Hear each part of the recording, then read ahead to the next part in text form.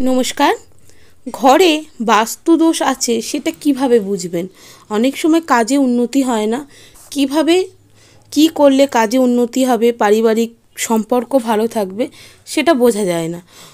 কিছু ক্ষেত্রে বাস্তুদোষ যদি ঘরে থাকে তাহলে কিন্তু নানান রকম সমস্যা হতে পারে। বাস্তুদোষ যে আছে সেটা এই কারণ দেখে আপনারা বুঝতে পারবেন।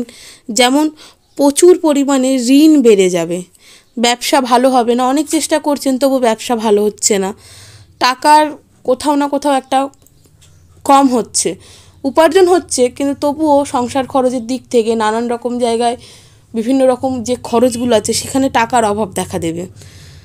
নিত্যদিন ঘরে অশান্তি হবে, কর্ম ভালো হবে না, বারংবার ঘরে কেউ না কেউ অসুস্থ হবে, উন্নতি হবে না।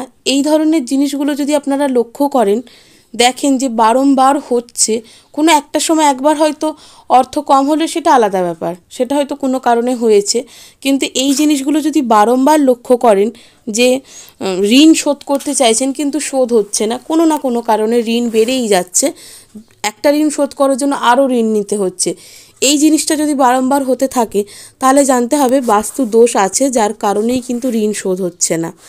টাকার যে একটা শর্টেজ, এই যে অনেক চেষ্টা করছেন কিন্তু কিছুতেই টাকাটাকে সম্পূর্ণ করে উঠতে পারছেন না, খরচটা সম্পূর্ণভাবে করতে পারছেন না, কিংবা সেভিংস যেটাকে বলে সেটা সম্পূর্ণভাবে ঠিকঠাকভাবে হচ্ছে না, যেখানে যেটা ইনভেস্ট করার করতে পারছেন না, এগুলো কিন্তু বাস্তু দোষের কারণে হয়। বারবার অসুস্থ হওয়া, ঘরে শান্তি বজায় না থাকা, সবসময় ঝগড়াঝাটি হওয়া, এগুলো কিন্তু বাস্তু দোষেরই লক্ষণ। তাই অবশ্যই বাস্তুর প্রতিকার করাটা কিন্তু অত্যন্ত জরুরি।